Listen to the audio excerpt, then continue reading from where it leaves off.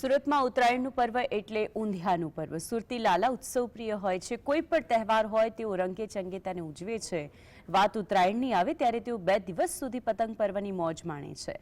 આ દરમિયાન સુરતીઓ કરોડો રૂપિયાના ઊંધિયા ઝાપટી જાય છે। ઉત્તરાયણ પર્વના 2 દિવસ પહેલા ઊંધિયું ખરીદવા દુકાનોમાં લોકોની ભીડ જામે છે। ખાવાના શોખીન સુરતી લાલાઓ દરેક ઉત્સવની ઉજવણી ખૂબ ધામધૂમથી કરે છે। નવા વર્ષનો પ્રથમ તહેવાર એવા ઉત્તરાયણ પર્વની ઉજવણી કરવા નગરજનો સજ્જ થઈ રહ્યા છે।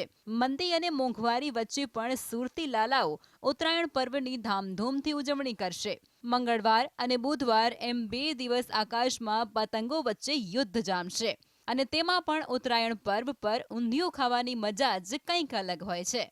સુરતવાસીઓ પતંગ પર્વ પર ઊંધિયું અને જલેબીની જિયાફત માણવા સજ્જ છે। અમે અહીંયાથી જ લઈએ છીએ ઊંધિયું અને ઉત્તરાયણ પર તો બહુ જ ખવાય છે ઊંધિયું। સુરતની સ્પેશિયાલિટી છે। બહારથી મુંબઈથી ને બધા પણ અહીંયા આવે છે ખાવા।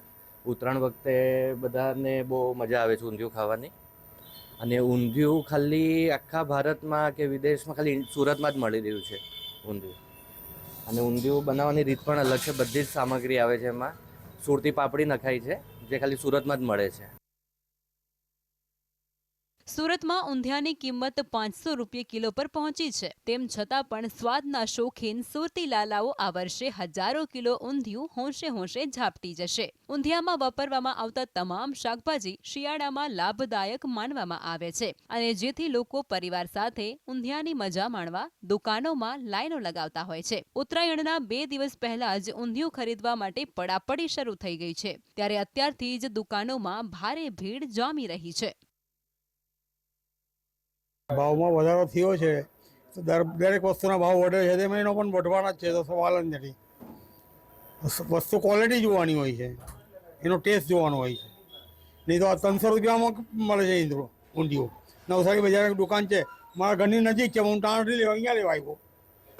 ઊંધિયું ફેમિલી જોડે બી ખાતા હોય ને ઉત્તરાયણની અંદર બી આ ઊંધિયું ખાવા, હા, એ તો મહેફિલ જામે ત્યારે જરાક ખાવામાં મજા આવે। ઊંધિયાની સાથે રતાઓની પૂરી, ઘેરે વડા બનાવીએ, બધું એન્જોય કરીએ એમ। સુરતમાં ઊંધિયું અને જલેબીનો સ્વાદ માણવાની પરંપરા રહી છે અને તેના વગર ઉત્તરાયણનો તહેવાર અધૂરો માનવામાં આવે છે। ઉત્તરાયણ અને વાસી ઉત્તરાયણ એમ 2 દિવસ સુધી ઉત્તરાયણનો પર્વ ઉજવાય છે। આ દરમિયાન સુરતીઓ કરોડો રૂપિયાના ઊંધિયું ઝાપટી જતા હોય છે। આમ તો હવે ઉત્તરાયણ આવી ગઈ છે એટલે લોકોને ધાબા પર જવાનો શોખ ને પતંગ ચગાવે ને સાથે એની સાથે ઊંધિયું ખાય। વર્ષોથી સુરતી લોકો પતંગની સાથે ઊંધિયું ધાબા પર જઈને ખાતા હોય છે। ઉત્તરાયણના દિવસ દરમિયાન ઊભી થતી માંગને પહોંચી વળવા ફરસાણના વેપારીઓએ અગાઉથી જ તમામ તૈયારીઓ આરંભી દીધી છે। લોકો એડવાન્સ ઓર્ડર આપે છે। સુરત જ નહીં પરંતુ વિદેશમાં પણ ઊંધિયાની ડિમાન્ડ જોવા મળે છે। હવે તો સુરતનું ઊંધિયું છેક દુબઈ સુધી પહોંચતું થયું છે, જેનું સુરતવાસીઓ ગર્વ લઈ રહ્યા છે। મને યાદ છે ત્યાર લગી કે પહેલાં આપણે ઊંધિયાની વાતો કરતા તો બહારગામના લોકો હસતા હતા કે આ કયું નામ આવ્યું એમ। આજે ઊંધિયું દેશ વિદેશમાં પ્રચલિત થઈ ગયું છે। કદાચ મને લાગે છે કે અહીંયાથી જે દુબઈની ફ્લાઇટ સુરતથી જે ઉપરથી થઈ છે, રોજ લોકો દુબઈ ઊંધિયું લઈ જાય છે અહીંયાથી। નહીં તો 5-10 જણા તો મારા ત્યાં ગ્રાહક આવે જ છે કે ભાઈ દુબઈ લઈ જવાનું છે એમ કરીને। તો એ બદલ ખુશી છે કે સુરતનું નામ દુબઈ લગી થાય છે। અને સુરતીઓ તો સૌ જાણે છે કે ખાવા પીવાના ખૂબ જ શોખીન સુરતીઓ છે। આ વખતે પણ ઊંધિયા માટે અત્યારથી જ લોકો લેવા આવે છે, એવું નથી કે ખાલી ઉત્તરાયણના દિવસે।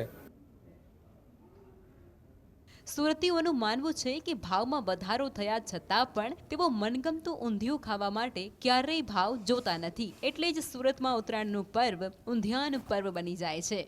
સાહિસ જગતાપ, GSTV, સુરત।